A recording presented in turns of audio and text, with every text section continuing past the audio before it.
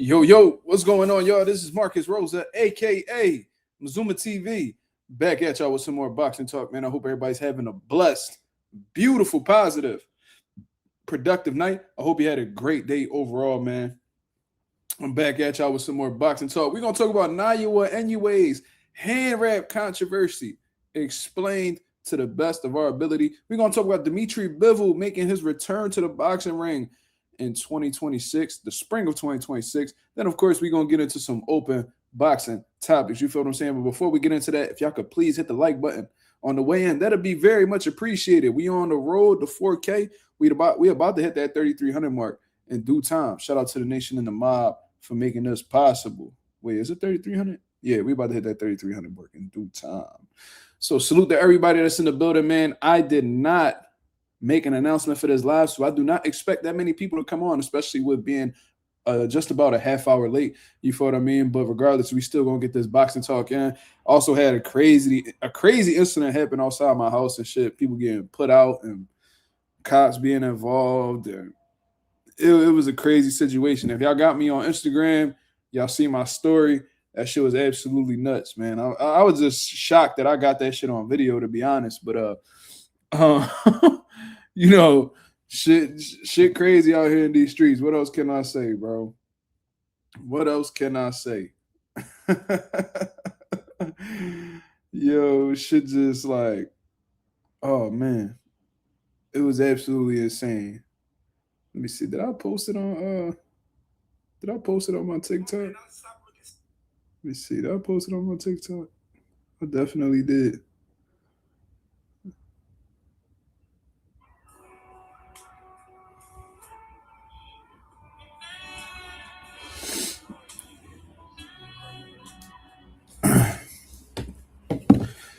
But shout out to everybody that's in the building, man. Shout out to my boy Justin. My boy Justin Jackson in the building. He says that girl still on the floor. No, she got up, bro. She got up fighting like a motherfucker too. That she had a chin of steel, guys. She kept getting up like motherfucking like Devin Haney. That Shorty chin was on vibranium. That shit. She got up and kept rumbling. Like, I'm like, yo, Shorty a champ. She need to be in the gym. If I ever find out who Shorty is, she needs to just go ahead and get her USA boxing membership, man. We gonna make her a world champion because, goddamn, that Shorty had the heart of a lion for sure. Marissa Alvarez, what up? She said, how was your Sunday? Everything was well. It was productive. Got some things done. You know what I mean? Had had like an extended weekend with my son, which was a beautiful thing from Christmas Day till today. I had him the whole time. It was always good to spend time with my son. You know what I mean? So it was good. Marlon, what up? Chris Maldonado, what up? He said tuning in live from work. You be working overnight, Chris, or you just be working late? Mr. Big Play Bray in the building. What up, fam? How you feeling? Yeah, niggas got put out on a Sunday, bro. Today you supposed to be chilling. Today's the Lord's Day. Getting knocked out on the Lord's Day is absolutely insane. You should have just you know what I mean? That's what you get for going to the bar. Today God Day. You want to go against God and drink instead. You know what I'm saying? Now you gotta get treated for a concussion in the hospital. Shorty passed out and everything. My gram is the first username you see sliding on the banner, Mark.Mazuma. So y'all go ahead and check that story out, man. Yo, Shorty got put on a highlight reel, bro. I'm talking like she got put out, bro. Like, as a matter of fact, I'm gonna post that shit on YouTube right now. I'm gonna post it on YouTube right now. I was supposed to post it, but for some reason I didn't get around to it. This shit was ugly, bro. That was a crazy jump. As a matter of fact, man, I got it on my TikTok. So I got my TikTok. Yo, that shit don't even got no views yet. They must have blocked that jump. But it is what it is. SOB TV, what up? Oh, okay, you be working late, you out at 12. Well, that's what's up, brother. You about to get up out of there, man. You got more time behind you than ahead of you, so that's a great thing. Shout out to the 21 people that was in the building, man. We got some things that we need to discuss because I had some people reach out to me and ask my opinion on Naoya Inoue's hand wraps. I didn't really look at it as like a big deal, to be honest with you. Maybe it's just because I'm a part of the boxing world, and I think this is a bit more common that people actually know. You know what I'm saying? But we gonna discuss this because I seen some people, people like very few people I watch on YouTube were speaking on the situation, and I think it's a bit blown out of proportion, to be honest with you. But at the same time, I do have some things that I want to put out there as well. So let me go ahead and let me find that video. Let me see. Let me see what's going on. So we're gonna look up Inoue's hand wraps. And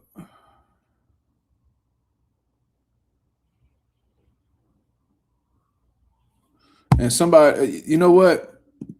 I'm actually glad that Stitch Duran had actually spoke on this topic. This is the first time I've seen it. His team looked sneaky. How somebody look sneaky, Justin? Are you profiling? What are you doing? Why would you assume that they being sneaky, brother? But just to speak on it right here, you know what I'm saying? Somebody by the name of Jacob Stitch Duran, a highly respected cut man in the boxing world, probably the most famous one, to be honest with you. He said, I saw Inoue's hand wrap issue and it's bullshit. Education is the key, which I agree with 1,000%. And if you use the same gauze and tape and stay 1 inch away from the knuckles, there is no problem. At the end of the day, it's bullshit. Jacob Stitch Duran shuts down Inoue's hand wrap controversy.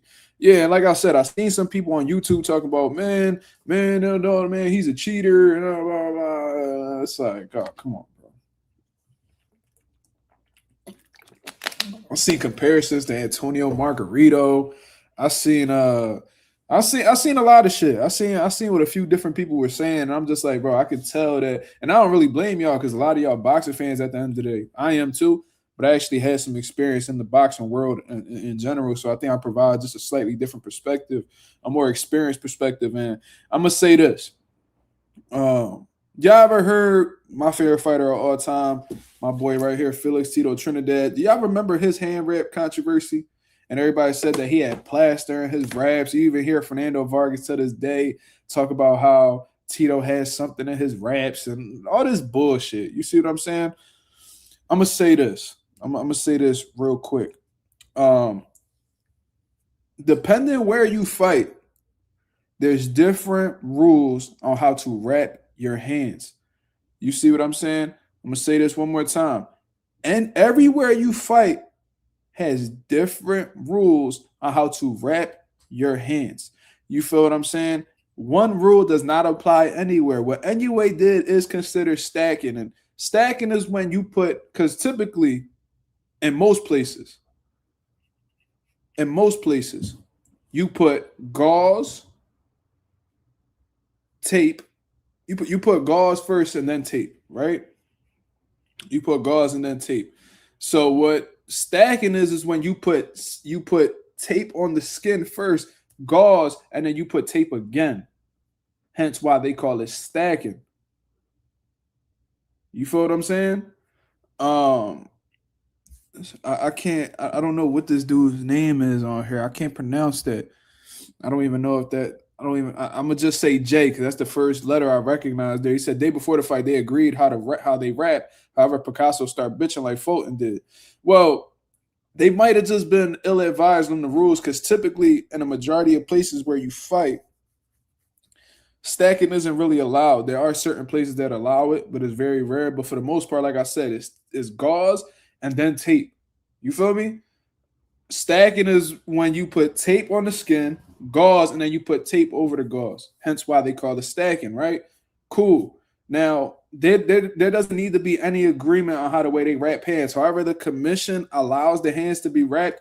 That's how you do it. You feel what I mean? It's not like, like the Floyd Mayweather and Maidana glove situation where it's like, oh, no, you can't fight in these gloves. No. Whatever the commission says, however they approve the wraps, that's however their protocol is or how the way to wrap hands, that's how you have to do it. Some places allow stacking, others don't. Now, let's get back to my favorite fighter, Tito Trinidad, right? When you look at Tito Trinidad's career, he was a star in the sport of boxing, and a lot of times he actually fought in Las Vegas, right? So let's take a look at Tito Trinidad's box record and see how many times he fought in Las Vegas. So I could count 1, 2, 3, 4. Let's keep going. 5, 6, 7, 8, 9, 10. Y'all get what I'm saying, right? That's already a fourth of his career, more than a fourth of his career in the same place, and I'd even continue going. You see what I'm saying? I'd even continue going. But he's had a shit ton of fights. Cool. What? C Coolidge. What up, brother? He's had a good amount of fights in Las Vegas, and in Las Vegas they allow stacking. So I just find it funny, and I see that certain channels they push certain narratives, or they have preference on guys that they like, and they defend them fighters by any means. I get it. There are multiple fighters that I defend on here as well, but only under the condition that I feel like they're in the right and not the wrong. You feel what I'm saying? We hold everybody accountable on here. I think that's what sets us apart from anybody else. Anyways, Las Vegas allows stacking. They allow tape on skin, right? That's why when you seen Terrence Crawford fight Errol Spence, everybody was complaining about his hand wraps, because when Terrence Crawford is one of very few people that I see personally that wrap their own hands. And when he started wrapping his hands, you seen that he put tape on the skin first, and everybody was crying about it. Oh my God, he's stacking. That's why he beat up Earl so bad. Bro, it was in compliance with what the Nevada State Athletic Commission allows. Hence, he is within his right to do so. Now, do I agree with stacking? Absolutely not. Boxing is already as dangerous as it is. These punches have an effect regardless of how the way the hands are wrapped. And to be honest, stacking, and this is something I didn't really mention as well. When you stack these fucking hand wraps, if sweat gets into it, and then water can even get into it from water being poured on you, that wrap could harden like a cast. You feel what I'm saying? So all it's doing is just making your punches more dangerous, more detrimental to the fighter.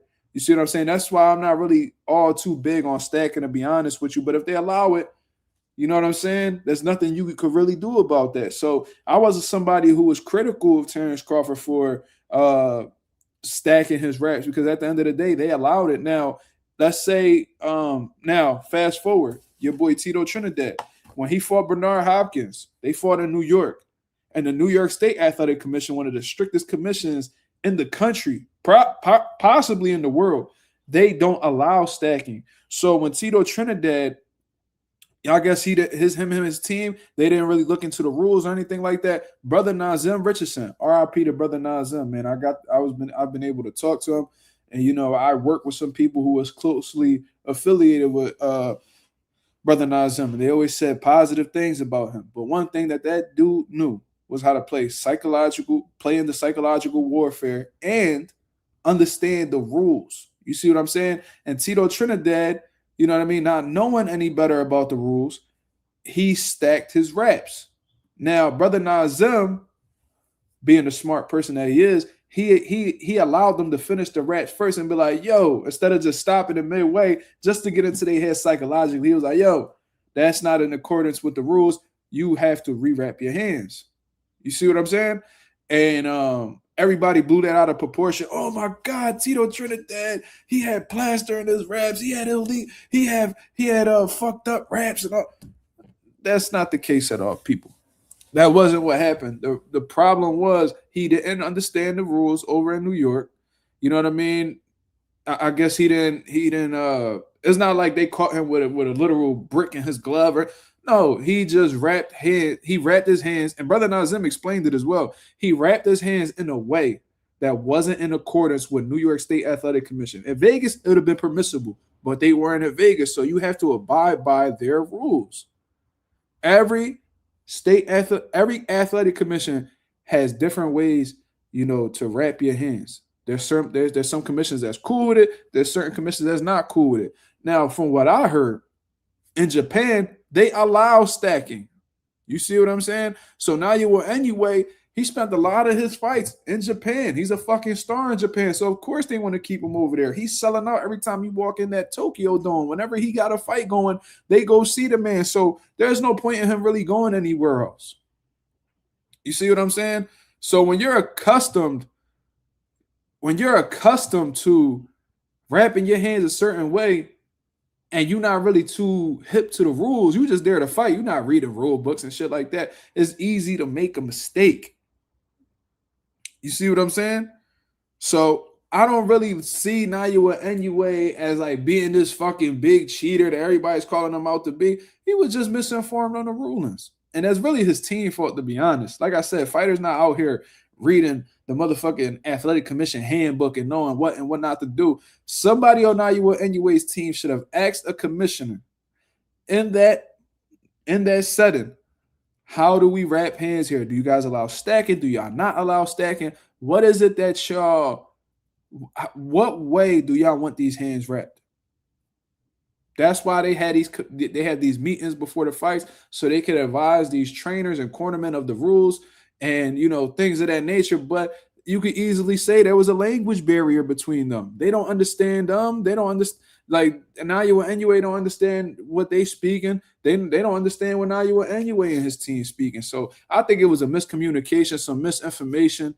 You know what I mean? A misunderstanding, to be honest with you. And you know, I'm not going to sit here and put the cheater jacket on Naoya Inoue because of that. You see what I'm saying? Now, if they would have inspected his reps and, you know, he had something in his reps that wasn't supposed to be there, now you're talking something else, like Antonio Margarito. You know what I'm saying? You know what I mean? When you start manipulating the reps or you start doing things to clearly commit assault on a fighter in a sport that's already deadly, you know, a sport where they say 13 people on average are unalived in the game yearly, yeah, that's a problem. But, you know, being misinformed on how to weigh the wrap hands and making a simple mistake isn't enough for me to call you a cheater. You see what I'm saying? Jay says, is stacking allowed in Saudi Arabia? If not, Inoue was wrong. Well, clearly, you know, based off of what I heard he had to rewrap his hands.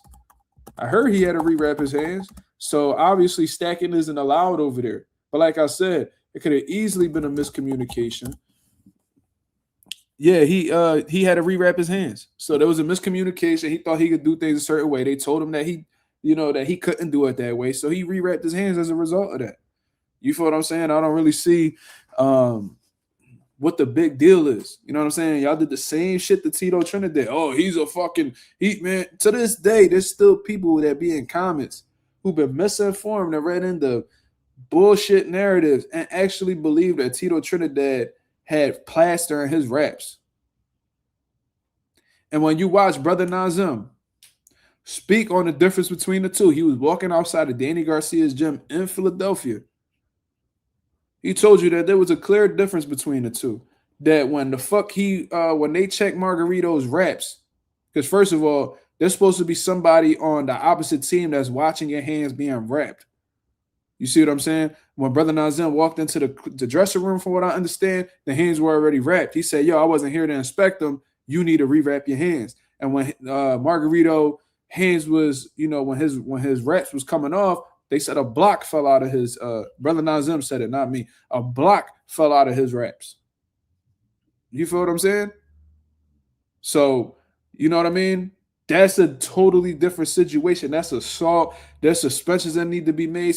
You know, fines. You know, Brother Nazim said that he thought that he fucked up the fight. He thought Margarito was going to walk out in handcuffs. But guess what? They walked out. Shane Mosley knocked him the fuck out anyway. And Margarito dealt with the reputation that he stole upon himself after the fact. And Margarito still deals with the criticism to this day.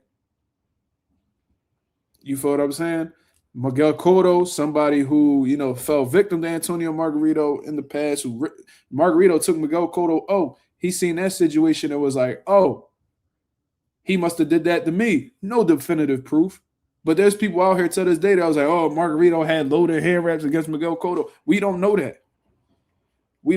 But it's almost like when somebody tests positive for a PED, they're like, oh, he must have been dirty for this fight. There's no definitive proof, but just because you got caught cheating, we're just going to assume that you always was one. You feel what I'm saying? Just because you a drug cheat, we're going to assume that you've been on that since your whole career. You know what I'm saying? We ain't got no proof that you were a drug cheat during that time, but we also don't have proof that you were clean either. So people are going to gravitate towards the negatives. That's just human nature, right? It is what it is. Yeah. Rest in peace to brother Nazim. Great man. Never heard anything negative about him. I never heard the man say anything negative about anybody. You see what I'm saying? But I'm looking at this hand wrap situation. I'm just like, this is people that's clearly misinformed.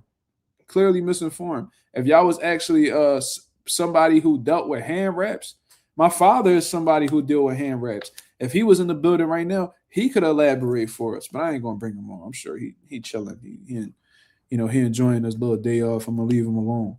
You know what I mean? If he in the chat, what up, Pop? But you know what I'm saying? Like, different athletic commissions have different sets of rules, and it's easy, especially when there's a language barrier between the two, to be misinformed on how to way to wrap hands, or just, think that, all right, we just gonna wrap our hands how we usually do. You see what I'm saying? And if y'all completely against stacking, I get it. I think it's very detrimental to the fighter, and this is already a hurtful sport in itself. But to call a man a cheater when he's clearly within, when he's clearly misinformed, or he's misunderstanding of the rulings, or you know what I mean? In some commissions, yeah, like with Terrence Crawford, there was people talking shit about Terrence Crawford when he stacked his reps in Vegas. He was allowed to do that. And if he wasn't, the commission failed the inspection, and they'll be held accountable as a result of that. You feel what I mean? Ralph said, anyway, low key could start suing dudes making these type of accusations. I mean, yeah. But it is what it is, man. Yeah, Justin Jackson, a block. They said a block fell out his raps. You feel what I'm saying? Now, Zim told me he told me face to face a little bit before he passed away too. We was down Glen Olden. We was out in the county outside of Philly and shit. Me and my pop was walking into a Walmart and he was walking out. That was the first time I met him. And we sat there and we spoke for like 2 hours. I don't even think we got what we needed to get out the Walmart. We just got caught up in conversation. He gave us the whole breakdown on what happened. And it was a crazy story. Crazy story. But shout out to Brother Nazem for catching the motherfucker doing that. Because, Margarito probably, if he had that shit in his gloves and he hit Shane Mosley over the head a few times, who knows what would have happened.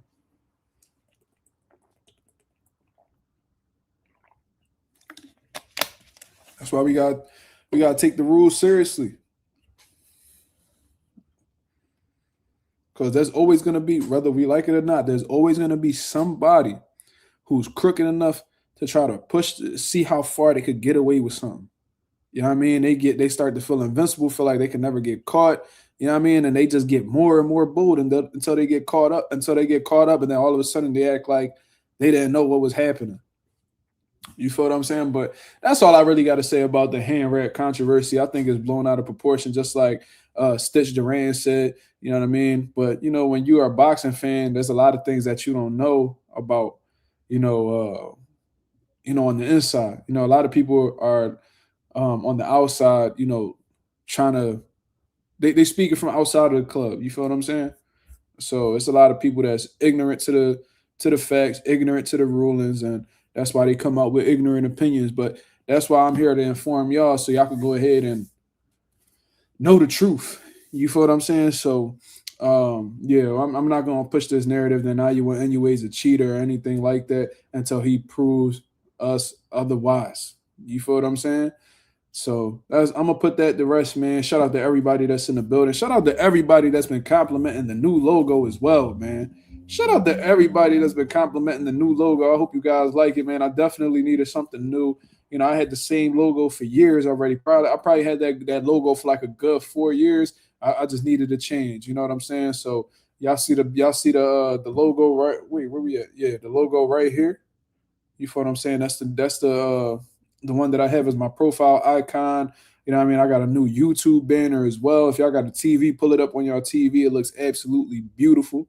You know what I'm saying? So, you know what I mean? We stepping shit up a little bit, man. And this is going to be, I think that's going to be our logo for a long time, to be honest with you. And when we start officially putting together this podcast, that's when things are really going to fall into place. So shout out to everybody that's supporting the channel. You know what I'm saying? Shout out to the 37 people in the building. Y'all go ahead and hit the likes, y'all. Y'all go ahead and hit the likes. I also seen some good news on the unified, not undisputed anymore, but the unified light heavyweight champion of the world, Dmitry Bivol. You know what I mean? It seems like he's making his bounce back from that back surgery that he just had recently. I heard he was in rehab and all that good stuff, man. And I heard some good news on Dmitry Bivol, man. They saying that Bivol is about to make his comeback into the game. You know, according to let me see. Wait, is that a reliable source? Is that a reliable source? As a matter of fact, all right, so shout out to Mo Boxing, no problem. You know what I mean? He put together a tweet on, you know what I mean, used to call it Twitter, but it's x.com now. Shout out to Bella Face. Shout out to everybody that's showing love, man. I really hope that y'all enjoy it. You know what I mean? It was spontaneous, to be honest with you. I actually created that logo like just suddenly. Like I think I did that shit at like 7 o'clock. Got everything together within an hour, and then I put it all up. I put all the pieces together. You know what I'm saying? So yeah. My boy Ralph in the building. He says Inoue has only fought in Japan or Vegas. So yeah, I agree. I think he just didn't know stacking wasn't allowed in Saudi. Yeah, and both of those places ironically allow stacking. So he probably thought this was much of the same. That's why I think it was just a big misunderstanding, to be honest. You feel what I mean? J Cash said fire, new logo fire. I ain't even peeped that. I appreciate that, brother. Thank you, man. Appreciate that very much. I wasn't too sure of it at first, but the wifey, you know what I mean, she approved of it. So I was like, let me go ahead and put this together for y'all. And if y'all was to see the YouTube banner, bro, if y'all was to see like the full YouTube banner, if y'all got me on y'all TVs, man, click on my profile and look at the full banner on my TV on your TV. Because when it's like mobile, you know, it cuts off certain parts of it. But check this shit out, y'all. This is how the YouTube banner looks on my profile overall, man. Take a look at that. That's absolutely beautiful. My 3 favorite fighters. You know what I'm saying? Hold on. This background shit tweaking. Y'all see this shit tweaking. What y'all see is Boots in the middle, Benavidez, and Bam Mazuma TV. I got my @ from my Twitter. Also follow me on Twitter, y'all, at Mazuma TV. You feel what I'm saying? The microphone with with my profile icon logo on it. It's absolutely beautiful, man. I love it. I should have did this way earlier. I didn't think about it. But I'm glad we did it. You know what I'm saying? Shout out to the boy ETC in the building. Empty the clip. What up? What up? What up? Talk to me. How we feeling? John looked like some professional shit. Well, that was the main goal, Chris. You know what I'm saying? I felt like the logo was cool. You know what I'm saying? I had like a little boxy logo and all that, but you know what I mean? The times has changed. This shit is getting I wanted to give it a more modern look. You feel what I mean? Also wanted to maintain a little bit of swag to it, you know what I'm saying? But I also wanted to make it professional. You feel what I mean? So it was dope. It came out cool. It came out cool, man. You know what I mean? I know I'm gonna have some haters, you know what I mean, talking shit and all that. You feel me? But I got one word for him. I got like $70,000 in my pocket. If you body me, you can take the money. Right now. I hate you, nigga. Let's die. You know what I'm saying? I hate y'all niggas. Let's die. What was you talking about? Shout out to Hassan Campbell. That nigga is the bid. I'm the champ, and you the joke. I'm the champ, and you the joke. Let's go, champ. That's right. The real champ. Look at you. You up there shivering. Let's go, champ. Shout out to my boy Shannon the Cannon too. But anyways, yo, King of Brooklyn already know what it is. He said, I hate you, nigga. Let's die. Yo, that is the funniest shit in the world, bro. I was watching that shit earlier. Asked my girl, I was wheezing in this motherfucker from laughing so hard.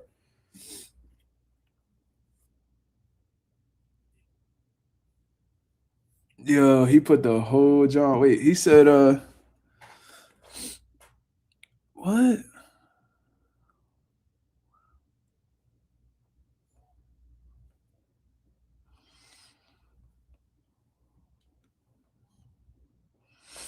I ain't about to be trying to decipher all that. We said that nigga is lace, bro. He the fucking bid, though. I don't care what nobody say. That nigga is hilarious. But anyways, nigga said, y'all heard what he said, bro? So I got like $70,000 in my pocket. If you body me, you can take the money. Right now. I hate you, nigga. Let's die.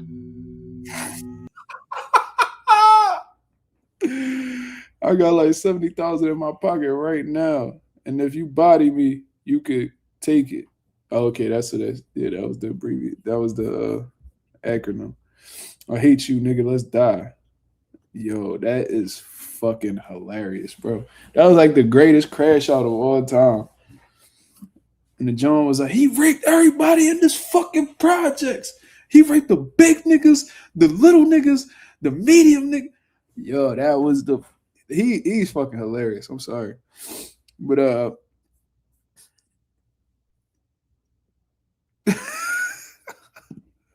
that's a classic, bro. The boy was sitting there like all stuck, like, what the fuck? I'm still trying to find the original video for that. To this day, I cannot find it, bro.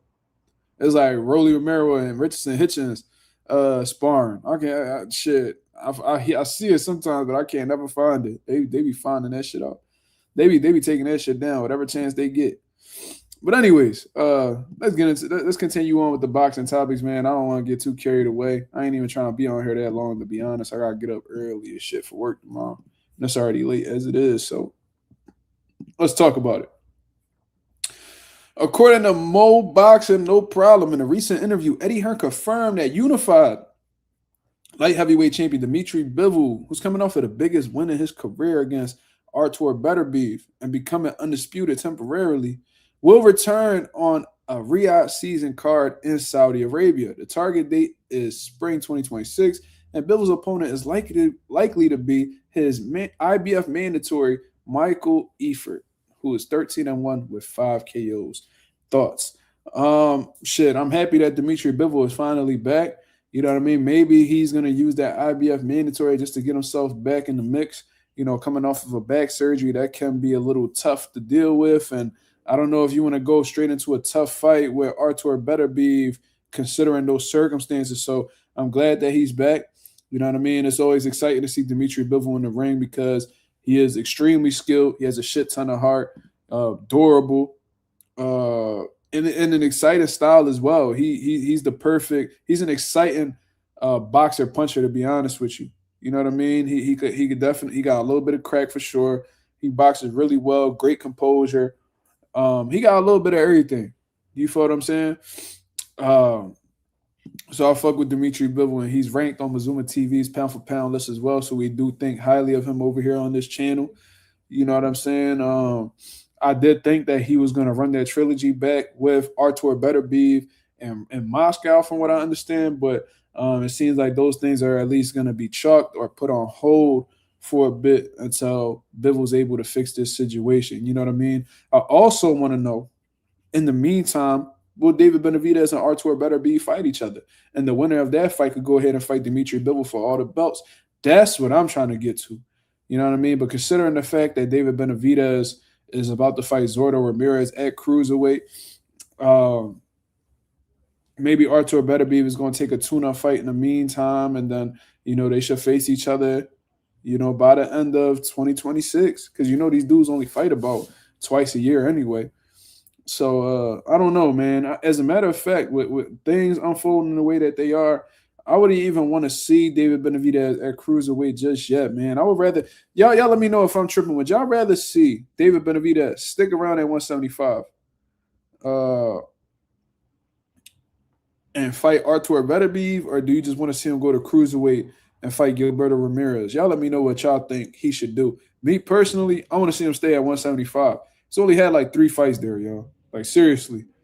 Who he had? Volzdik, he had Morale, and then he just beat Anthony Yard. Is there another fight I'm missing? Let me know. But I'd rather see him stick around at 175, man. There's not really a demand. You know, Mexico versus Mexico is cool. You know what I mean? It's going to do some numbers, all that good stuff, especially on Cinco de Mayo weekend. I get it. Trust me. I get it. But at the same time, bro, I want to see him at 175. I want to continue to see how he does at 175. Him versus Artur Beterbiev, they both seem like they're interested in fighting each other. Why not see that? Fuck the Zordo Ramirez fight. If you're able to become unified champion at cruiserweight, whatever the case is, all right, cool. But there's gonna be, it's gonna be hard for you to get back down while simultaneously being, it's gonna be hard to be a champion at 175 and then be unified at cruiserweight, which you're just gonna be jumping back and forth. You're gonna have to pick one eventually. You see what I'm saying? So on some real shit, I wouldn't even consider the Zordo fight right now. I want to get some work with Artur Beterbiev. Let me go ahead and step on Artur Beterbiev real quick, or at least attempt to, so that way Bivol don't got nowhere to fucking go but to see me. I already took your WBC title. You see what I mean? So technically, you're not even obligated to fight me no more because I'm not ranked in other sanctioning bodies. And that's why I've always said I think champions should be other champions' mandatories. You see what I'm saying? I've been saying that. I feel like just because you have a world title with the WBC doesn't mean you shouldn't be ranked in the WBA, the WBO, or the IBF. And in any order, IBF champion, champions should be other champions' mandatories, man. I feel like these sanctioning bodies have to come together and work with each other, man. Now, there is a con to that. And, being honest, that I probably fuck over contenders who don't have belts at all. But that don't necessarily mean that, that's tough. That pretty much fuck up all the other contenders' opportunities. But they don't have to be like the number one mandatory, but they should be ranked, in these sanctioning bodies, man. They should. But then at the same time, it's like these contenders need a fight. Because nowadays, these contenders skipping the line and going straight into world title fights. No, work your way there, brother. Work your way there. Defeat all the other contenders in your division. Then you could go, beat as many of these contenders as you can. And then, get to that number one spot and earn that world title. Nowadays, everybody's skipping the line.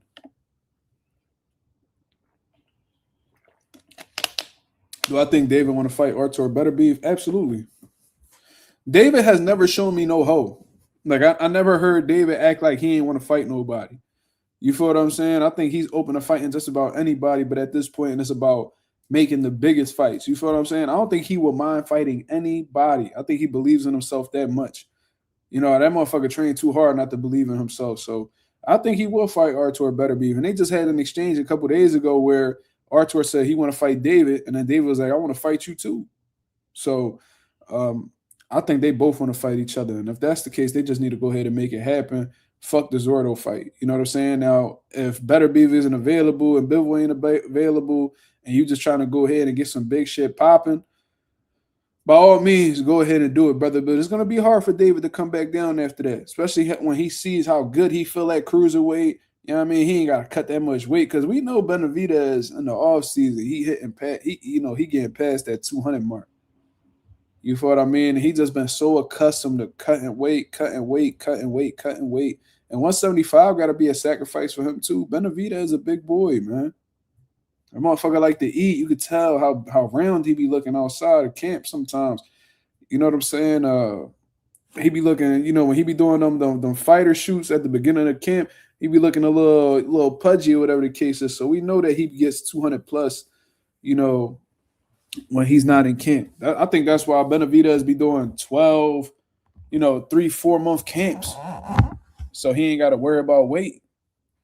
So yeah, I think it'll be a great fight, man. But I do think David Benavidez beats Artur Beterbiev. And then when he beats him, everybody's gonna discredit him and say that Artur Beterbiev was 40 years old. He took punishment from the Bivol fights, and that's what I think is gonna happen. I don't think David's gonna get any credit for the fight. From casuals, of course. Anybody who know Beterbiev know. You know what I mean? Like getting that body on your resume, that's a really good job. You feel me? But I don't think people gonna really give him credit all like that. They gonna make this excuse that Beterbiev was a older man and he was washed up, whatever the case is. So I'm looking forward to seeing that shit nonetheless, though, man. You know what I mean? Because Beterbiev, even though he is an older individual, he hasn't taken much punishment in his career, and he's only lost to one individual. You feel what I'm saying? So it's not like he fighting Beterbiev, somebody who coming off of 5 straight losses or 2 knockout losses in a row. No, you fighting somebody who just lost a close fight with Dmitry Bivol. You feel what I'm saying? So it is what it is. You feel me? Just glad to see Dmitry Bivol back in the mix. You know what I mean? If he fights his IBF mandatory, then it is what it is. I don't know too much about Michael Eifert. You know what I mean? I can't really speak too much on him, but just based off of his record, he doesn't have the most amount of fights. Doesn't look like he has the highest knockout ratio or anything like that. And the IBF be a little weird with their mandatories too. Always be somebody random like a fucking Karen Chukazan or a fucking William Skull. You know what I mean? It just be like the weirdest dudes who built their records up in their home country or in a specific country and then just beat up on nobodies, and all of a sudden they rank number 1. Like the shit just be weird to me. I don't know. But regardless of who Dmitry Bivol fights next, it's gonna be great to see him back. So I'm looking forward to seeing that. 2026 is looking on and popping for sure. So salute to Dmitry Bivol. Let me see what these comments are saying. My boy Yasir Ali says Artur versus David fight finna be OD, bro. How you see it playing out if it were to happen? Like I said, I probably already answered it, but I do got David Benavidez defeating Artur Beterbiev. I think that David is going to keep that jab on Artur Beterbiev. I think it's going to be hard for Beterbiev to really establish his offense. And whenever he tries to initiate offense, I can see Benavidez, who has an underrated defense, in all honesty, a tight high guard or whatever the case is. I can see him defending a lot of them slower shots that's coming from Beterbiev. Because even though Beterbiev is strong, you know what I mean, he has some boxing intelligence, in my opinion. He showed it in the what's this dude's name? Joe Smith Jr. fight. He definitely showed some boxing ability and stuff like that. But I think Benavidez is a lot faster than him in terms of hand speed.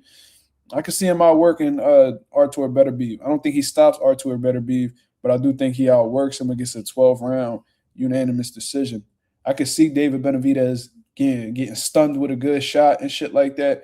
But for the most part, I think his resiliency, his fighter spirit, I think that's what's going to get him through that fight. I think he's going to out hustle Artur Beterbiev.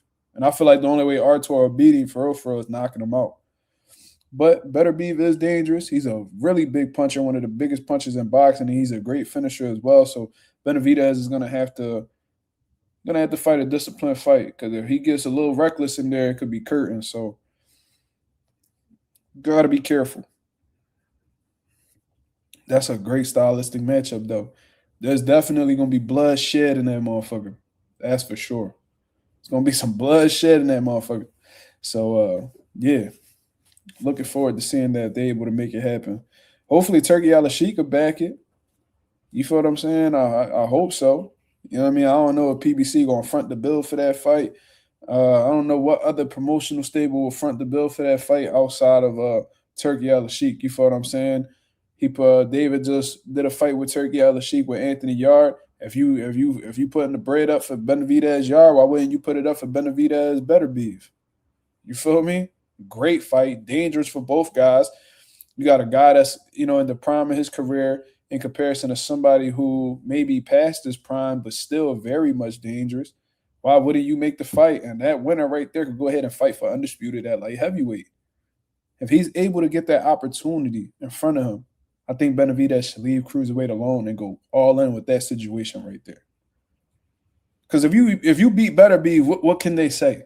What can they say? The motherfucker only lost to Bivol. Bivol need to see you. The demand is going to be greater. You know what I mean? More people going to put more respect on your name. You're going to be heavily doubted in that fight. Your stock is going to shoot through the roof, man. Now you're talking about being that superstar you was looking forward to being for all these years. You climbing up that pound-for-pound list. Benavidez might crack that top 6, who knows?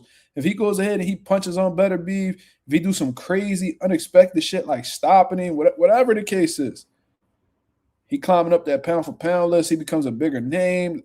It's going to be crazy, bro. It's going to be crazy. So I think that's what he should be looking for. It's like if you beat Zordo, that's a great win. Now you're a 3-division champion. You know what I mean? You're finally a unified champion because Benavidez has never been able to unify. You see what I'm saying? So if he's able to do that, that's a huge deal. Now you're a 4-time world champion in 3 different weight classes. Like now, motherfuckers got to put some respect on your name, but I feel like you would get more respect cleaning out 175 than you would being a unified champion at cruiserweight. That's just me. You feel what I'm saying? And you know what people say. Typically, when fighters move up in weight, they don't go back down. So, I would like to see Benavidez explore that option. You know, I don't think he should just give up on 175 yet. I would really pull Better Beef card like, yo, do you really want to fight?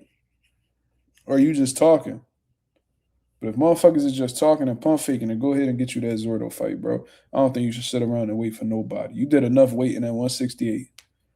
That's probably the type time Benavidez on. Like, man, I've been waiting on this motherfucker, waited on this motherfucker for 3+ years. Couldn't even get the WBC to pull Canelo card. You feel what I'm saying? Them motherfuckers ain't never pushed the envelope with Canelo, forcing him to do anything. So now I'm sitting here just waiting around, carrying some interim titles and shit. Man, fuck all that. I ain't waiting on nobody no more. I'm gonna go wherever the opportunity takes me. And you know, that mentality, I can't blame him because Benavidez went through some shit dealing with the politics of boxing. You feel me? Ever since they stripped Canelo that first time at 160, and Canelo was on some shit where it was like, fuck the WBC. They did a whole lot of ass kissing, apologizing. And ever since then, they be trying to stay on Canelo good side.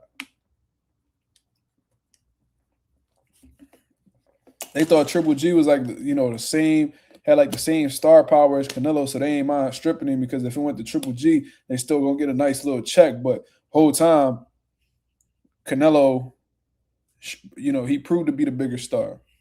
So they was like, you know what? Let's stop playing with this nigga, man. You know what I mean? Benavidez, we ain't gonna get no money off Benavidez, man. We ain't gonna get that much money off Benavidez. We gonna get it off Canelo though, so we gotta keep Canelo champion.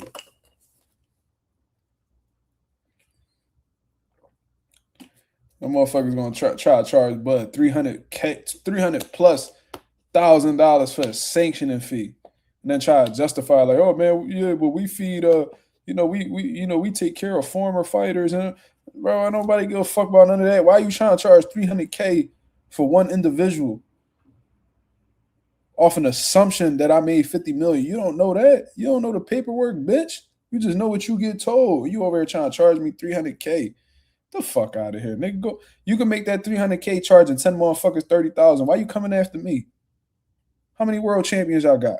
How many WBC belts is there in these motherfucking divisions? Y'all better leave me the fuck alone. Seriously. Trying to get $300,000 out of me. Nigga, if you want $300,000 so bad, go charge 10 of your champions $30,000. Fuck is wrong with you? Niggas out there motherfucking mind. Yeah. Fuck, man. I fuck with what Bud was talking about. These niggas be tripping. You feel what I'm saying? They trying to tell you what they gonna charge you. Like, nigga, at this point, I don't need to be giving y'all all this fucking bread. You crazy as shit. You better go ahead. Like, I gave all these I don't know how much Bud gave the other sanctioning bodies. But let's say he gave them 50 racks each. I told these niggas what I was gonna pay them. You feel what I'm saying? But you the only one who bitching about it. What make you more special than all these motherfuckers? Because your belt green? Get the fuck out of here. Nigga, you out your rabbit ass mind. You out your rabbit ass mind. Fuck you think I am? Boy, you better slap your fucking self. Shit. Motherfucker, they out there rabbit ass mind. I don't know what type time they on. Yo, Pop, we were just talking about the Naoya Inoue hand wrap controversy, but I already had broke it down and all that. You know what I mean? They was talking about Inoue a cheater and all that shit because he was stacking his reps whole time. He's only ever fought in Vegas and Japan, and they both allow stacking. So I'm trying to figure out why they talking all this shit about Inoue. They looking for something to complain about and putting fucked up labels on it. Empty the Clip said WBC be on bullshit. They said Ben Whitaker can't fight Buatsi because he has silver champ obligations. Man, you already know what that means. You already know what that means. Empty the Clip. That means, you know what? You know how I translate that? We don't want to give Buatsi an opportunity. First of all, what the fuck is silver champ obligations? Silver champs got mandatories now? I didn't know that there was obligations with having a small title. You feel what I'm saying? So all of a sudden, these silver let me see. I want the WBC to show me the WBC silver rankings. I want to know who's the mandatory for Ben Whitaker's silver title. Can somebody show me that? Is that on the WBC website? Let me know. What it sound like to me, how the way I translated ETC is that we don't want to give Buatsi an opportunity to get this WBC title because we think Ben Whitaker is going to be a star and we can make more money off of his paychecks than Buatsi's paychecks. That's what it sounds like to me. It's all about the money. These sanctioning bodies, they all just looking for $1, and they want to keep their belts with niggas that they feel like they're going to make the most money off of. That's what it sounds like to me. I would love for somebody to show me the WBC silver rankings. We don't want Buatsi, who may be a higher risk than Ben Whitaker at this point, to possibly grab this WBC silver title. Because, these niggas getting percentages. It don't be flat rates. We would rather get between 1% to 3% of Ben Whitaker check than 1% to 3% of Buatsi's check. Because we know who's the bigger name at this point in time. Or at least is projected to be the bigger star. So that's how I look at it. If they trying to block somebody from getting the title, is because whoever has the title at this point in time, or whoever may possibly have it next, just accumulates more revenue for them. That's why they ain't playing with Canelo. Canelo straight lost to this motherfucker straight lost to Bud. Got smoked. WBC ain't waste no time. Let's make him number one. Oh, he come back. Oh, Bud retired? Oh, bet. Man, they about to throw that fucking belt. They about to throw that belt at Canelo so fast, that motherfucking head gonna spin, cuz. Hey, take this fucking belt. Just give us what you've been giving us. Shit, because even that 1% of Canelo check might be more than 3% of the average nigga check. So they don't give a fuck. They want the money, absolutely. But I seen an interview from Buddy McGurk, and he said that he knows fighters personally that are getting checks from the WBC every month. You know what I'm saying? And some of them weren't even champions under the WBC. So I guess there was some truth to that. I guess Mauricio's foundation is helping, former fighters, which is dope, but that does not justify taking $300K out of a fighter's purse in one shot. That's insane. That's why Miguel Cotto said, fuck the WBC. Before the Canelo fight, they tried to charge him $300K for a sanctioning fee in the lead up to the Canelo fight. He was like, man, I can get that shit to my kids. You tripping. Y'all crazy as shit. Y'all showing y'all greed. Like, it's crazy. Like, y'all could have did that shit in a way more smoother fashion. Way more smoother fashion. Like, if they end goal, you know what I mean? Because it's to get money. It is what it is. But if their end goal is to make X amount of dollars per month or per year, spread that shit out with the fucking hundreds of champions that you got across 105, the heavyweight. So if you needed $300K within that month, how many within that quarter, let's say, all you need is 30,000 from 10 motherfuckers. That's all you need. And a lot of these WBC champions, they get into it. Charge Oshaki Foster, 30K. Charge Shakur Stevenson, 30K. Charge Subriel Matias, 30K. Charge Mario Barrios, 30K. Sebastian Fundora, 30K. That's 150 racks right there. Adames, motherfucking the 168 vacant right now. But then you got motherfucking David Benavidez, charge him 30K. Whoever's the WBC champion at cruiserweight, I forgot his name, 30K. Charge motherfucking Usyk, 30K. And then we could go below that. Go charge Naoya Inoue, 30K. Or whoever the fuck got the WBC at 122 right now. Who got the WBC at 22? It's that simple. Charge them. Whatever WBC champion fighting within that quarter, get it done. You can do it.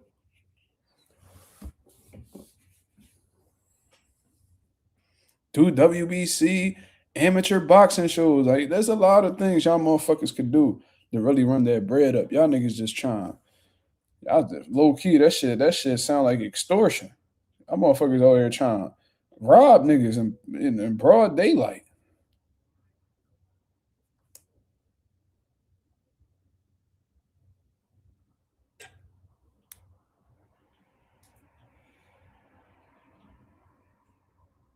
Damn, my DM's blowing up.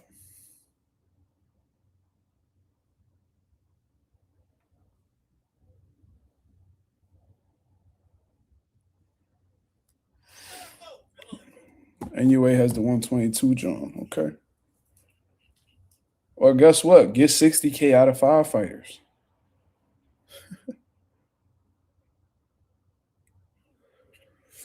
Anonymous says he could really beat Buatsi, though. I really think it's to stay away from Benavidez. Or that too. Or that too.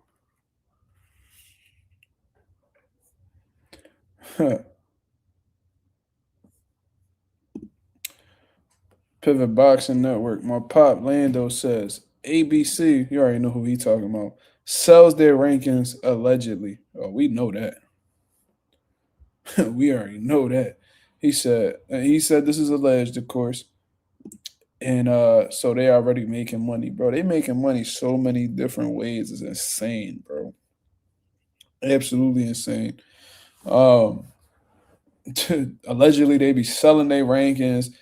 The challenger and the champion get charged sanction and fees. So even if the challenger loses, he still got to cut that check just because he fought for the belt. Just because he attempted to win one, he still got to pay for it. Like, these motherfuckers be eating something serious, bro.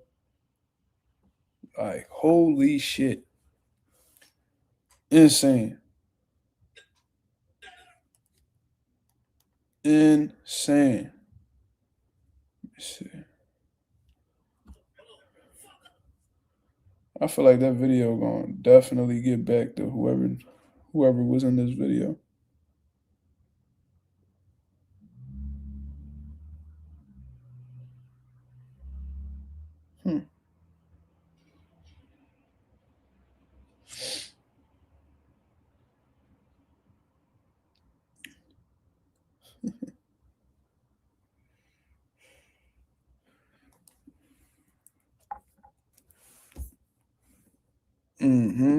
Yeah, Pop, I remember that shit. We ain't gonna say who was on the phone with who, but we allegedly, when we was in the bubble, I don't even want to say what event it was and none of that. But we was in the bubble around some very well-known people. And there was a phone conversation, pretty much asking for the price for a spot in the rankings. This is all alleged. Oh, I'll take that back. He says, not on the phone. They were on the table. They were literally sitting at the table. Okay.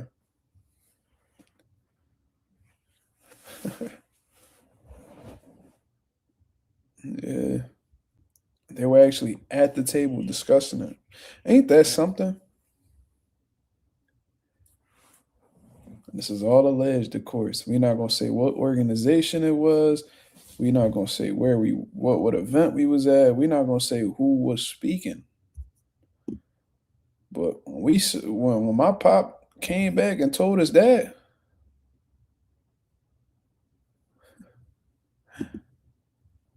he said, I had a mask on, so the conversation was in Spanish, so they didn't think I spoke Spanish. Yeah, they thought you was a light-skinned nigga, Pop. Well, technically you are, but you get what I'm saying. They thought you was like black, like you ain't no Spanish black.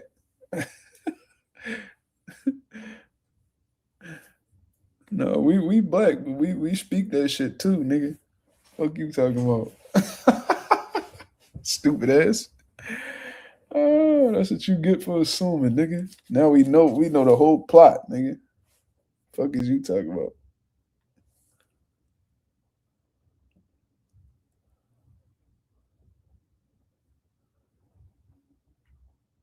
Oh, he really telling it all. He said the dude got ranked and got the title they asked for.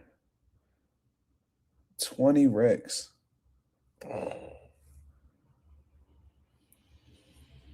Mm-mm-mm. Y'all hearing it here, y'all. Y'all hearing it right here. He wrote the check right in front of me. Oh shit. Yo. He telling y'all. Seen it with his own eyes. Seen it with his own eyes, y'all.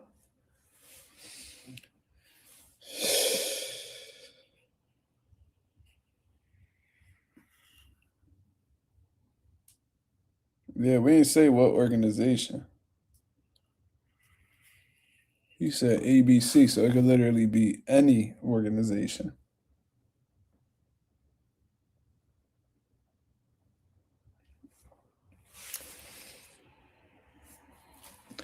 ETC in the building. He said, you could tell motherfuckers pay for rankings. Rashidi Ellis ranked top 5 in the WBO at 54 for beating Fortuna, but couldn't get ranked at 147 at all.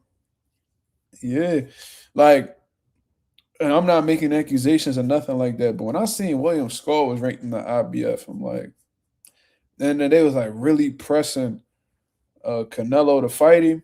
I was like, all right, let me see what William Skull did. Not a motherfucking thing. Ain't beat nobody. Karen Chukazan, he fought Boots for the interim IBF. Boots became champion when Bud moved up, when he got stripped. And within like 2-3 fights, Karen became the mandatory again. I'm like, bro, what the fuck? Like, what is going on? Like, how y'all gonna do that? Shit just be super weird, bro. Super weird.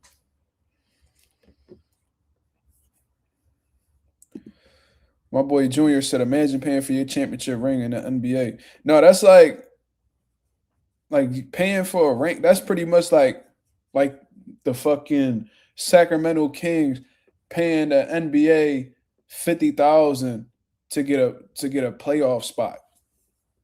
Because it doesn't get, you buying a ranking doesn't necessarily equate to you winning a world title, but it puts you in position.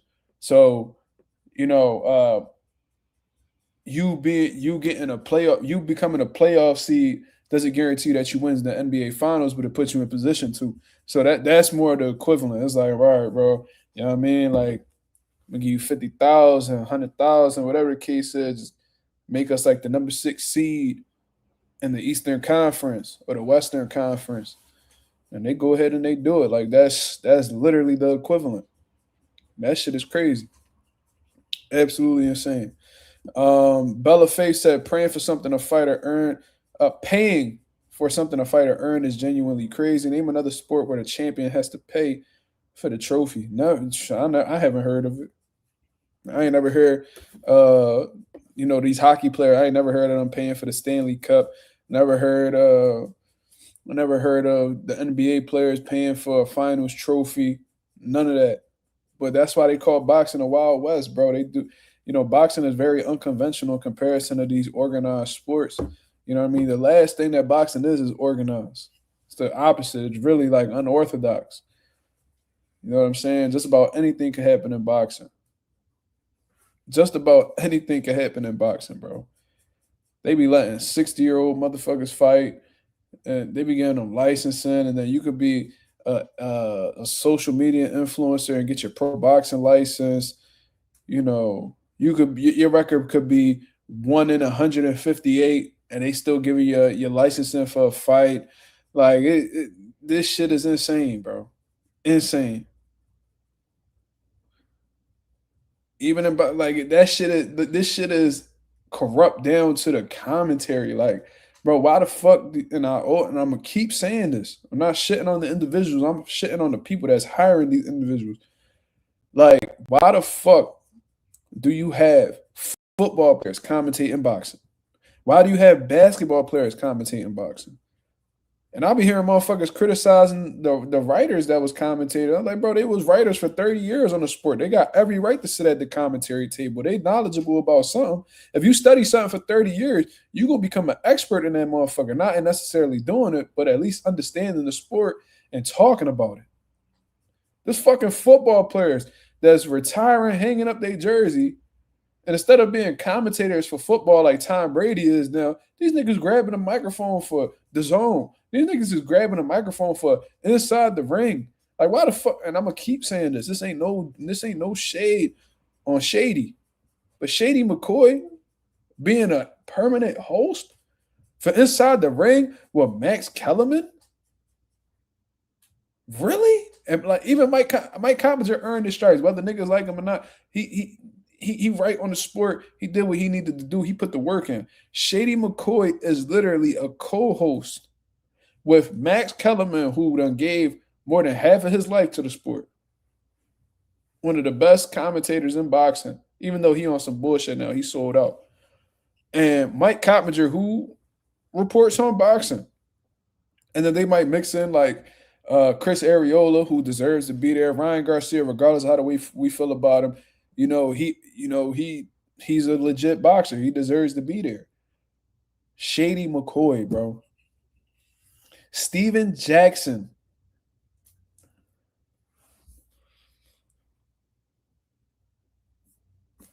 Shady being on there brings more eyes to the sport. How? Is Shady McCoy like this huge influencer that has millions of fans and they just gonna no, bro. I'm not jacking that, bro. I'm sorry. Shady McCoy talking boxing is not gonna motivate football fans to watch boxing. I highly doubt that. I'm like, oh, that's Shady McCoy. They probably listen to him talking and they turn the shit off. Like, niggas, they ain't gonna motivate motherfuckers to. That it sound like the social media influencers. Oh, social media influencers, they bringing more eyes to the sport. How many of y'all, let me ask y'all something. That's 37 people in the building. How many of y'all became hardcore boxing fans after watching a social media influencer box?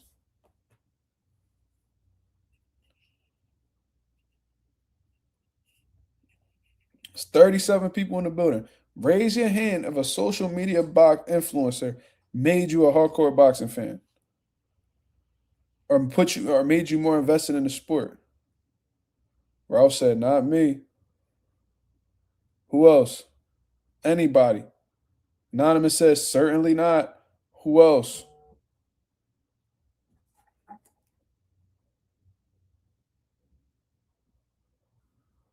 Yasir Ali said, hell no. That says you would have to have a kid ask that. I mean, we got a kid in the chat. Marissa Alvarez is like 16 years old. She could tell you. She gonna say fuck no too. Kids are new eyes. Okay.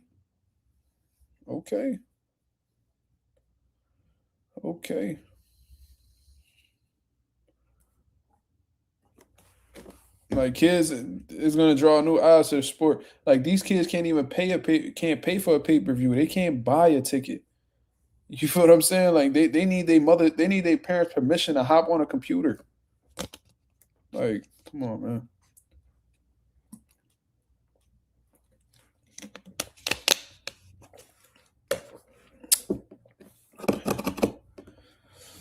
Shady McCoy.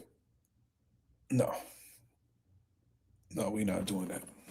Let's have a football player commentate boxing because we need new fans. No. Jake Paul has been on pay-per-view before, especially when Showtime was around. Am I lying?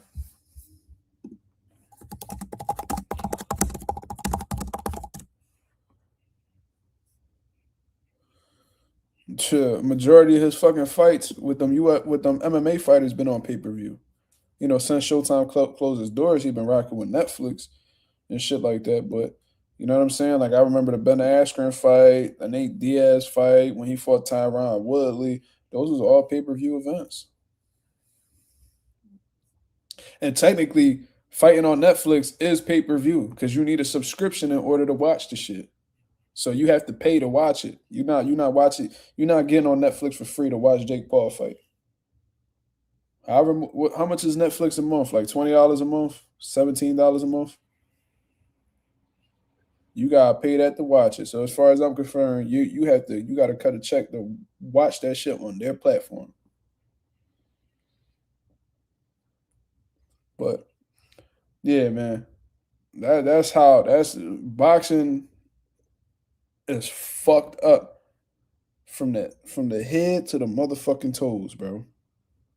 The whole shit fucked up. This shit need to be destroyed and rebuilt, to be honest with you. Or maybe the system ain't broken. Maybe it was just made that way. Was boxing ever, ethical? Is ethical the word? Was boxing ever pure? Doubt it. Because even back in the early days, it was fucked up shit going on in boxing. Netflix is $30 a month? What the fuck? Really? Damn, they just keep raising that price, huh? Shit. That's true. Netflix $30 a month? You don't even pay for that shit. That's crazy. Last time I checked, that shit was like 17, but that was a while ago. I think for Disney.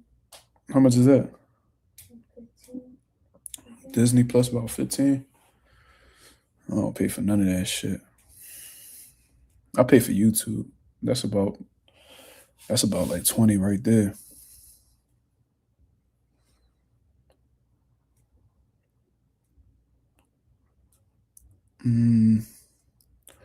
But yeah, man. I'm gonna always have an issue with that. Like when I seen Steven Jackson commentating, bro, I was like, what the fuck is going on? Cause I don't know. Maybe I was just naive, not knowing shit. I was like, bro, like I got everything it take to be a great commentator.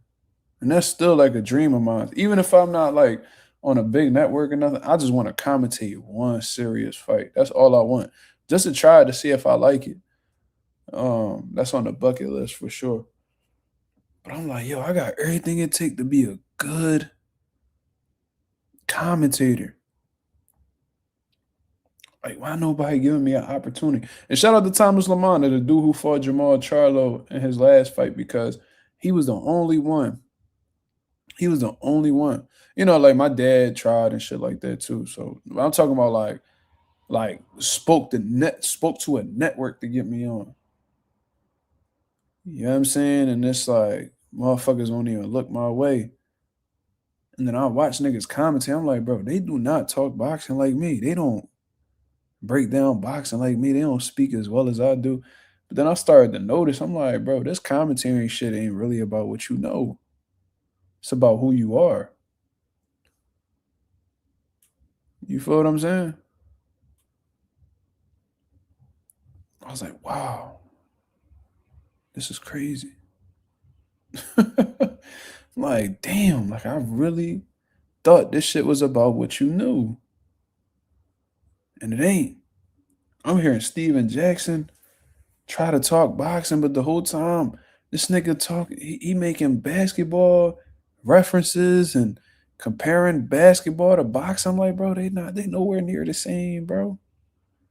That's how you know you shouldn't be here. You should be commentating basketball games. That's what you should be doing, because that seems like that's all you really know about. When you talk about boxing, that shit's like a motherfucking a fish talking about what it's like to walk on land. The nigga, it's not the same. You can never relate. You can never relate. A fish can't talk about how to walk on land.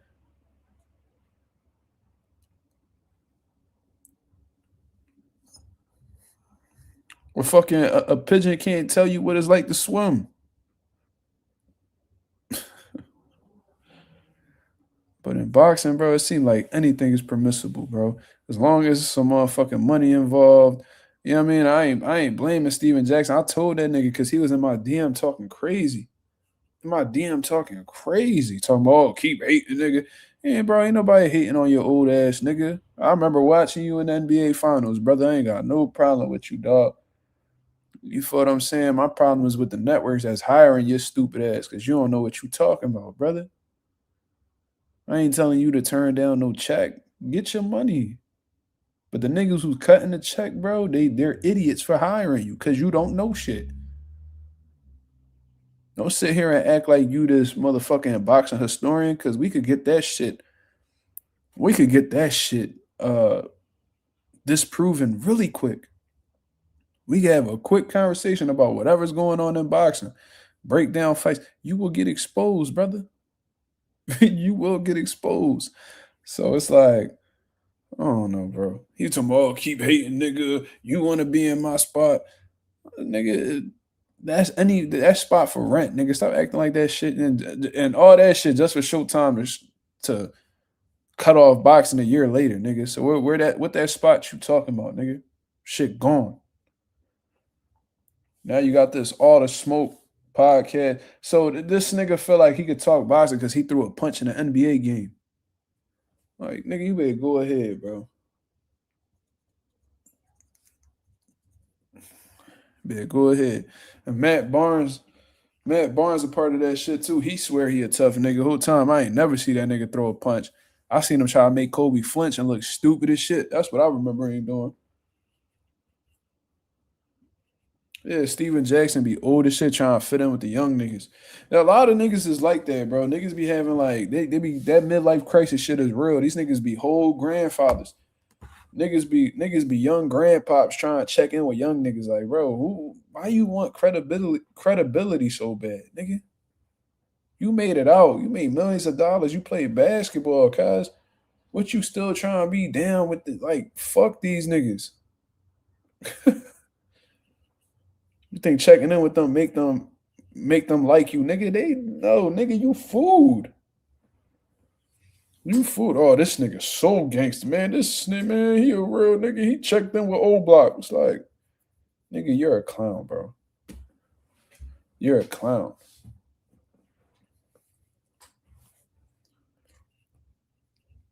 I'm down old block right now, man. Probably paid them niggas to keep you safe, nigga.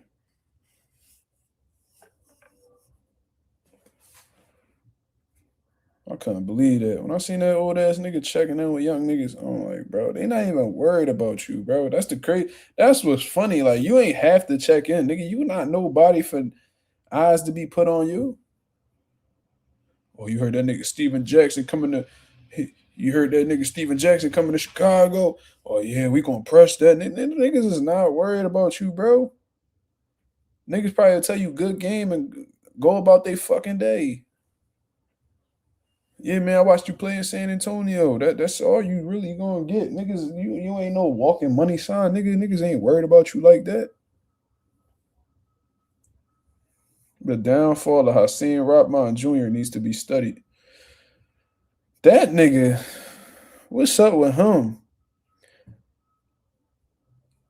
He got a brother named Mushin Kason.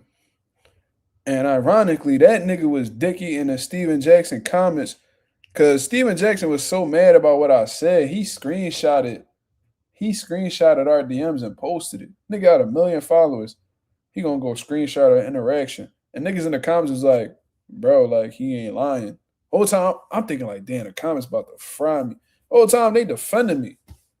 Because Steven Jackson even said one time when he was talking about basketball, because he literally be talking basketball. He know what he talking about.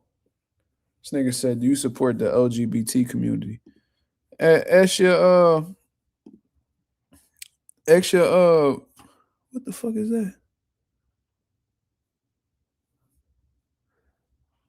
Ask your father that. How about that? Ask your father that, because he a faggot for making you. Anyways, um, oh man,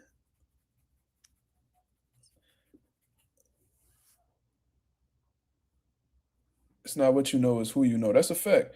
But like niggas was defending me in the comments, and he even said one time that like he wouldn't tell a brain surgeon how to do surgery. So he was talking about like, yeah, don't try to tell me about basketball if you ain't never played it. So I was like, all right, but you telling niggas about boxing when you never did it.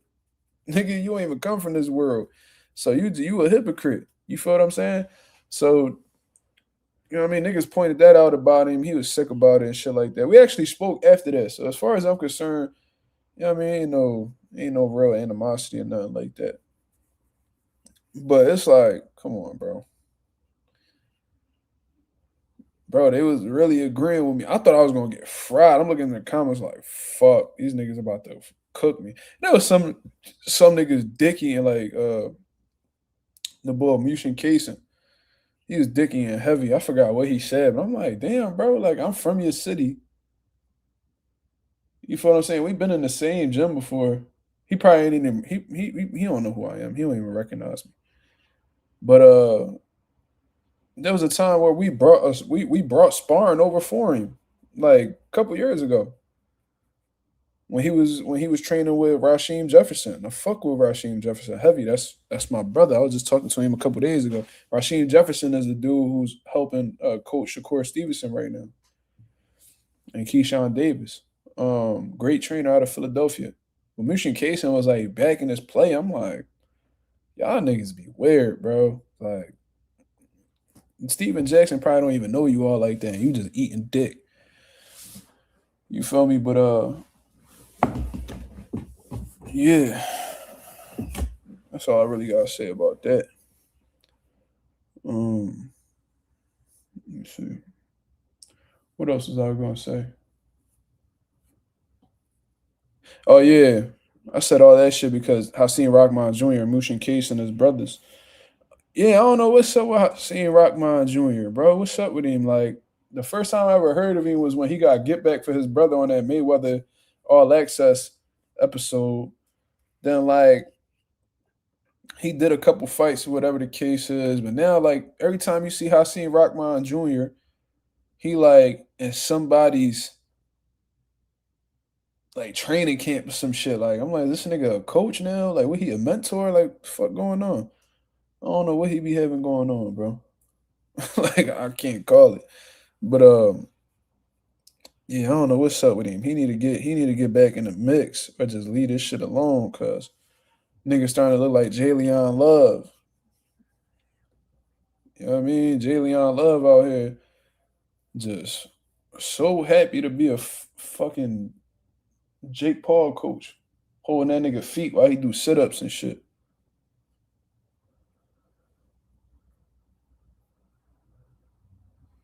Who I seen Rockman Jr. He retired? Really? Well, that's what he want to do. I mean, that's fire. They said I'm getting a Chase DeMore face for what? I seen him go back and forth with a few niggas. I seen him getting a few different people face. Like I don't know what's up with that nigga. Like he just be happy to be in the videos or whatever the case is, or be attached to some viral shit. I don't know. Why you getting in Chase face for? Yasir Ali says, thoughts on Rolly saying he don't know his mandatory. Rolly don't be knowing what be going on half the time anyway, bro. That motherfucker don't ever know nobody. You know what I mean? I don't think Rolly gonna want to fight dude for real. I don't think he want to fight Giasaw. But it's crazy. All his options are falling apart in front of him, bro. Ryan and Barrios, that was 2 out of his 3 opponents. They fighting each other. Then he was talking about possibly getting the Manny Pacquiao fight. Pacquiao don't even sound like he want to fight Rolly for real. He trying to chase Floyd all over again. All these like 10 years later, still chasing Floyd. I don't know, bro. I think Rolly in a fucked up situation. It ain't like he gonna fight Dev. He don't want no smoke with Dev, ain't he? So it's like, what the fuck? What's left for Rolly? Giasov. Giasov been waiting around for a minute. So I don't know. He gonna have to fight him or they gonna take that belt up off him. But I don't understand why the WBA taking so long to mandate it. The nigga fought in May. What's going on? Or is Rolly the WBA super champion, so he ain't got no mandatories? How that shit work? I thought super champions don't get mandatories. Rolly probably gonna vacate the belt. If you vacate the belt and you're not moving up in weight or don't have a better opponent, that's some hoe shit.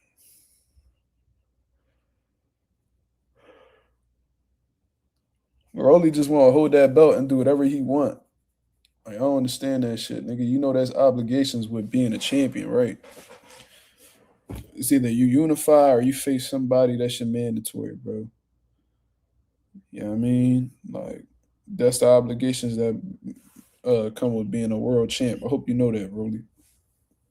So if you don't want to unify, you wanted to unify with Barrios, but you ain't want to unify with Dev. I think that's some bitch shit, to be honest, because there shouldn't be no difference between the two. They both fucking champion. And you don't want to face your mandatory and Giasov. It's like, so what? You just want to hold the belt and do whatever you want with the shit? What's up with these niggas? These niggas want to be world champ, but don't want to do what it takes to maintain being one. I don't understand. You know what I mean? Like, that's like a nigga buying a house and wanting to live in that motherfucker, but don't want to fix the leak in the roof, don't want to fix the clogged toilet. These motherfuckers don't want to fix the cracks in the wall. Like, these motherfuckers just want to live in it, but they don't want to maintain the shit. I don't understand the shit. You want to be known as a fucking homeowner, but you don't want to take part in what being a homeowner requires. I don't get it.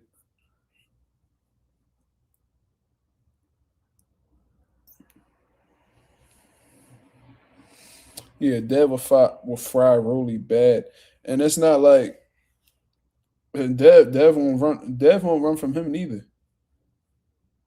Dev won't move on Rolly. He'll pick Rolly off, counter punch him, time him coming in. You feel what I'm saying? Smothering when he throw them hard ass hooks and shit like that.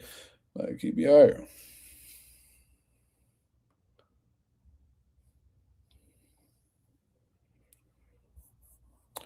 Ralph said he really said me and Dev will never fight. I want no parts of a Dev fight. That's literally what he said out of his mouth. It's crazy.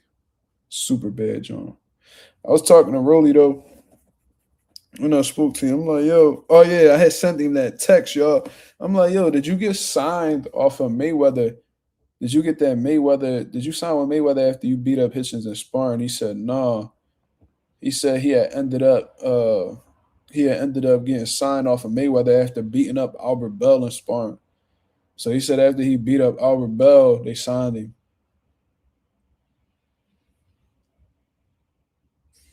That Floyd was going to sign Albert Bell, but after Rolly beat him up in sparring, they signed Rolly instead.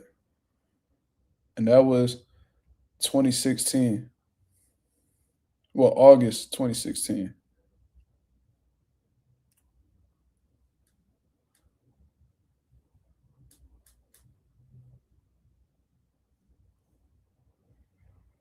This nigga Denzel, 71 years old. Rolly was whooping on everybody in sparring when he was a young boy. I don't know what it was, but he was really frying niggas. Like, yeah, Denzel really 71 years old. That's crazy, bro. That nigga's old. His birthday's today. Happy birthday to Denzel, man. He got some of my favorite movies of all time. The Equalizer, Training Day, you know what I'm saying? American Gangster. What else? I don't know if you ever watched the Malcolm X movie. That was a good one. The Book of Eli, that was another good one. The Book of Eli, that was a real good one. I ain't gonna lie. I liked a lot of Denzel's movies. He did a movie called Philadelphia with Tom Hanks. That was a good one. Sad, but it was a good one. What else? He had the one. What was it? John Q or some shit like that. Let me see. Yeah, John Q. That was a sad one. That was a good one too. Shout out to the GOAT Denzel, man.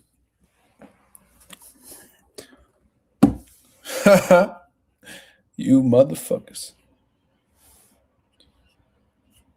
I'm gonna put cases on all you bitches. You think you gonna do this shit to me?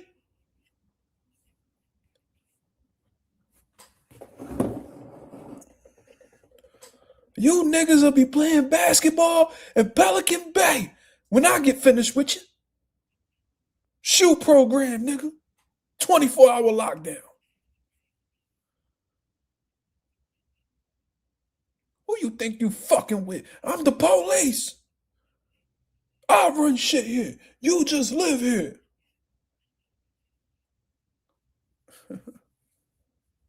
Crazy, John.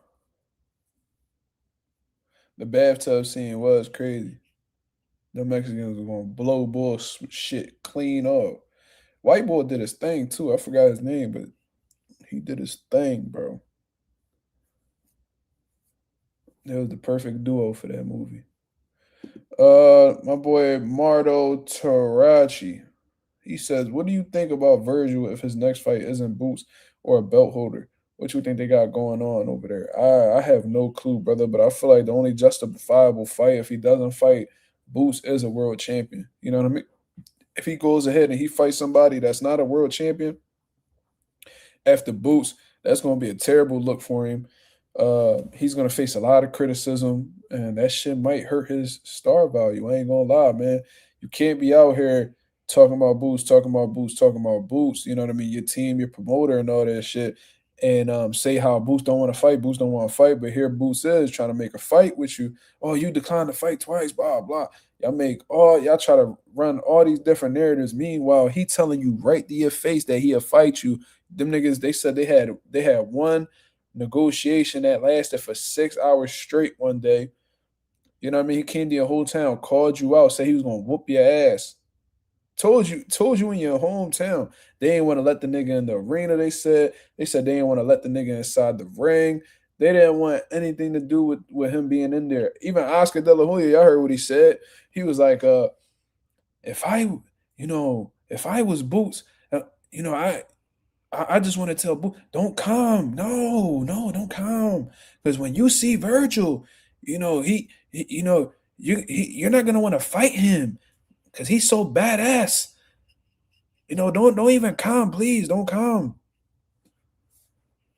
It's like, what the fuck? Y'all niggas sound scary as shit. He tried to spin it like Virgil's so scary that if Boots come, it'll fuck up the fight. No, you just ain't want Boots there because you don't want the fans demanding that shit. So that's why I said, Boots, you need to go. You need to go. Put that pressure on them that makes them uncomfortable, whereas though they have to fight you. I'm glad he did. It was a beautiful move. Beautiful move. Because now all the pressure's on them to make the fight. This motherfucker Rick Meridian over there having a motherfucking anxiety attack because these DAZN executives putting pressure on him to make the fight happen. Oscar De La Hoya was like, yeah, we have all the cards. Yeah. Yeah, Virgil, he has all the cards. Boots isn't nobody. Yeah. Virgil's badass. He has all the cards. Like, nigga, shut your stupid ass up. So if Virgil go ahead and his team walk away from this fight and they go ahead and fight somebody that is not a champion, they gonna look like almighty ducks. Almighty ducks. Don't go ahead and try to go fight Earl Spence. Earl Spence said he ain't coming back till he ready. And we don't know what year that'll be. We don't know what month that'll be. We don't know nothing. We don't know anything. This motherfucker playing soccer, his kids, on vacation. He ain't worried about you niggas. You heard? So taking that all into consideration, don't even talk about Earl Spence. Make the fucking Boots fight happen, bro. If you as good as you say you is and your team believes in you how they claim they do, make the fucking fight. It's that simple.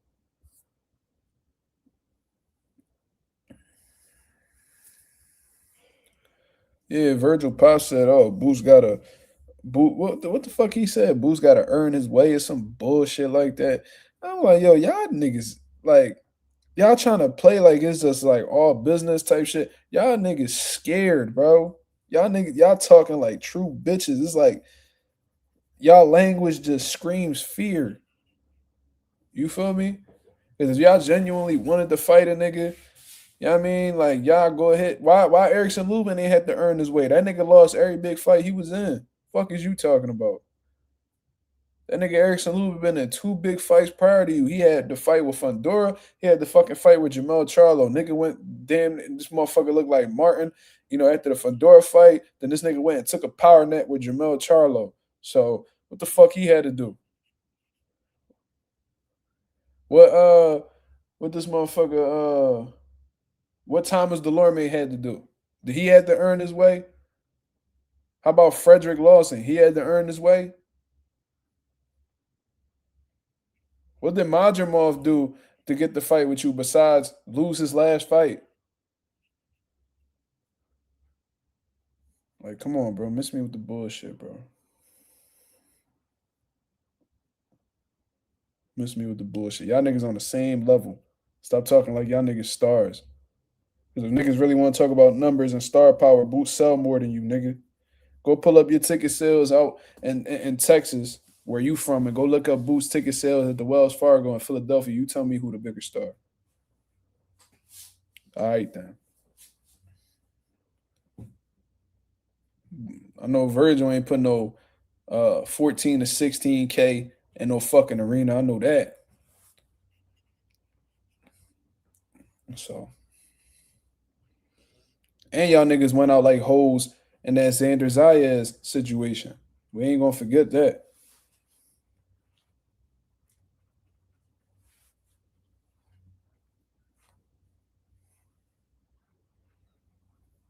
Niggas said they need 8 figures. Like, what? 8 figures? Y'all niggas ain't worth no fucking 8 figures, nigga. What the fuck y'all do?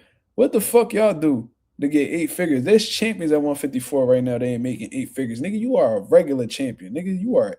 Wait? What belt he got? He got the WBC interim, nigga. You are an interim champion. They ain't one interim champion in boxing right now making 8 figures. You stupid ass nigga. Who the fuck? Who got an interim title right now in boxing that's making 8 figures? That's not a fucking influencer like Jake Paul. And he don't even got an interim title. Who the fuck is an interim champion right now that's making 8 figures to box? Like, y'all niggas just saying anything. Y'all doing anything. What y'all want is Eddie Hearn to just be like, you know what? Fuck y'all niggas. That's what y'all want. So they could be like, oh well, they walked away. They walked away. That's what they do, bro. These motherfuckers be in these negotiations acting like they interested. Whole time they just praying that you walk away. So when you be the first one to walk away, they be like, we tried, but they walked away and they fought somebody else, It's like, y'all niggas, y'all some slick bastards, bro.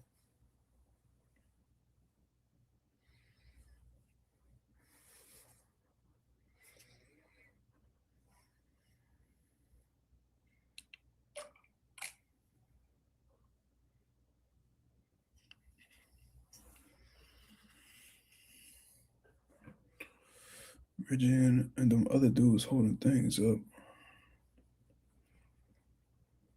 Man, I just hope Boots gets that fight, bro. Cause everybody, man, they've been putting dirt on Boots' name, bro.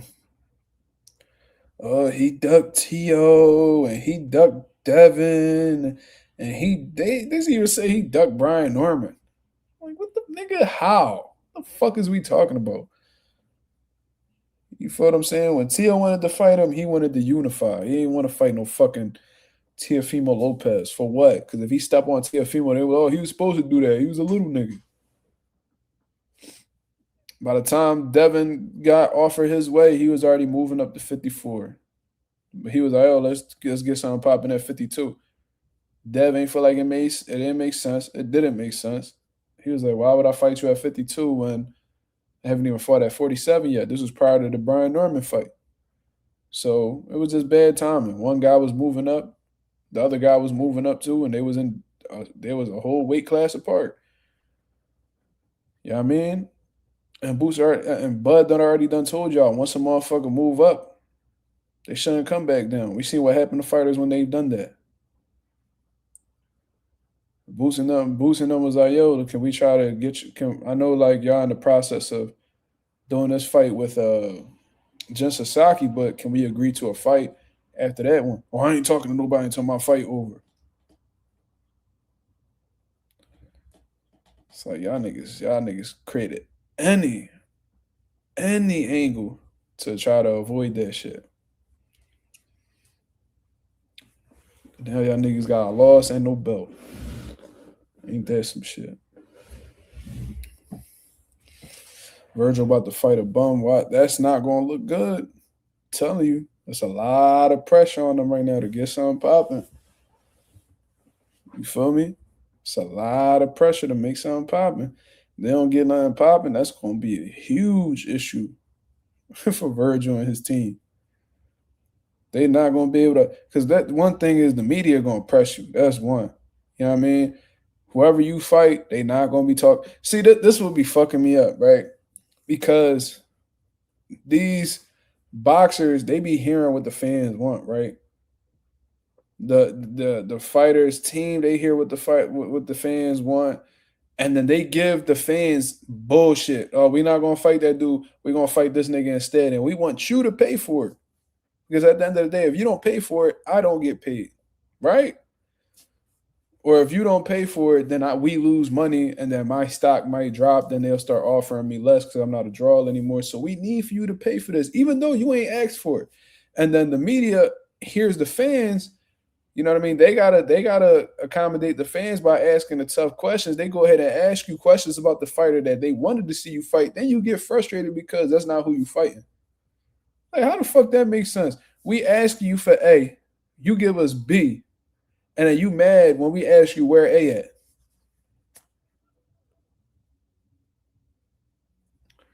He said, watch you fight Brandon Adams. I mean, Brandon Adams ain't bad. No, he's not the worst opponent. He definitely ain't a bum. But that's not what we asking for. It's simple. I know he just beat Bohachuk. You know what I'm saying? But he beat Bohachuk before that. You know what I mean? He just got Bohachuk card. He's tough. He's resilient. He's a vet. You know, Brandon Adams can fight.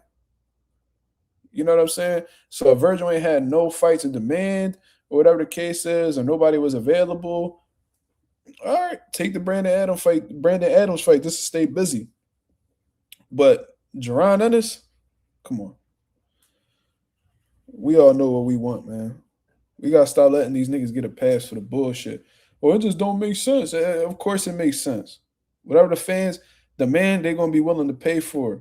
If we're willing to pay for it, then it makes sense. So, ain't nobody trying to hear that shit. Like, you can't say boosting on fight don't make sense right now, but then you fight Brandon Adams and you make significantly less for Brandon Adams than you will for Boots. That don't even make sense. That's contradictory. That's hypocrisy.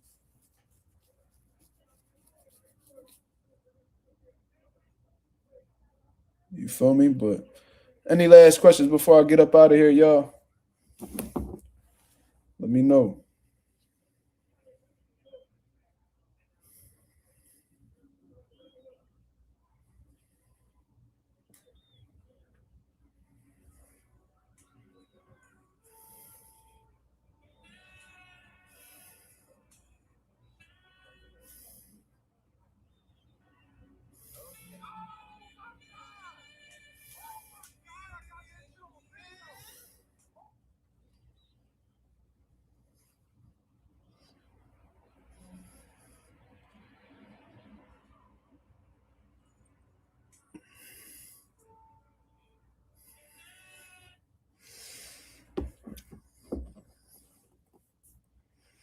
It's a lot of comp at 54. Adams is not it, bro.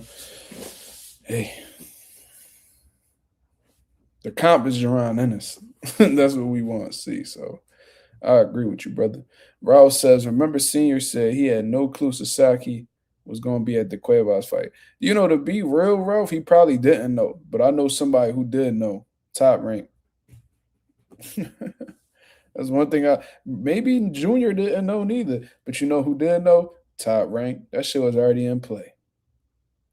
That shit was already in play, y'all. Trust me.